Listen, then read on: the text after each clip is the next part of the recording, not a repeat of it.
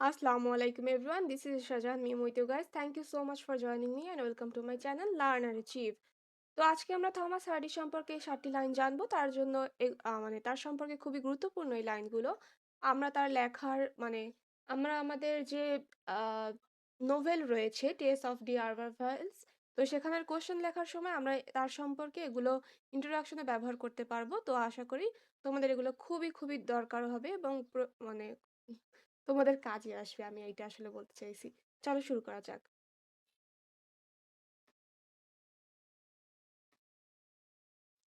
Thomas hardy ১৮৪০ সালে তিনি জন্মগ্রহণ করেন। ১৯২৮ সালে তিনি মৃত্যুবরণ করেন। তিনি ছিলেন ভিক্টোরিয়ান যুগের অন্যতম গুরুত্বপূর্ণ ঔপন্যাসিক ও কবি, যিনি গ্রামীণ জীবনের ট্রাজিক বাস্তবতা ও নিয়তিবাদের চিত্র তুলে ধরেছেন।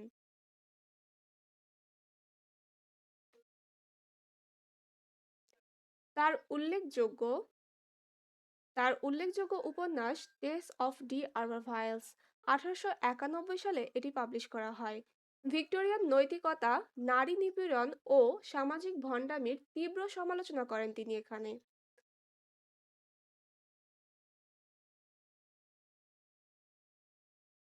আরেকটি গুরুত্বপূর্ণ উপন্যাস হচ্ছে 'জুড দ্য অবস্কিউর', ১৮৯৫ সালে পাবলিশ করা হয়। শিক্ষা, ধর্ম ও বিবাহ প্রথার সীমাবদ্ধতা নিয়ে প্রশ্ন করে।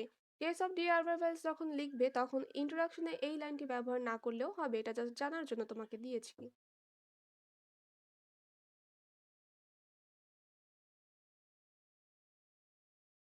হার্ডির রচনায় প্রকৃতি একটি শক্তিশালী নিয়ামক শক্তি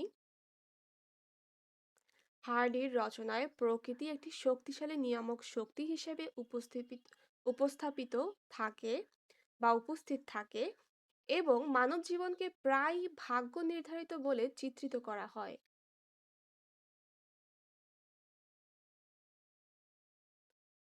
তিনি ওয়েসেক্স নামে কাল্পনিক অঞ্চলের মাধ্যমে ইংল্যান্ডের গ্রামীণ সমাজকে বাস্তবসম্মতভাবে উপস্থাপন করেছেন। তার সাহিত্যকর্মে নিয়তিবাদ, দুঃখবাদ এবং গভীর মনস্তাত্ত্বিক বিশ্লেষণ লক্ষণীয়। তার মানবজীবনের ট্রাজিক দর্শন এবং শক্তিশালী সামাজিক সমালোচনার জন্য হার্ডি ইংরেজি সাহিত্য ইতিহাসে স্থায়ী স্থান অধিকার করেছেন। তো ধন্যবাদ সবাইকে। এই ছিল আজকের আয়োজন।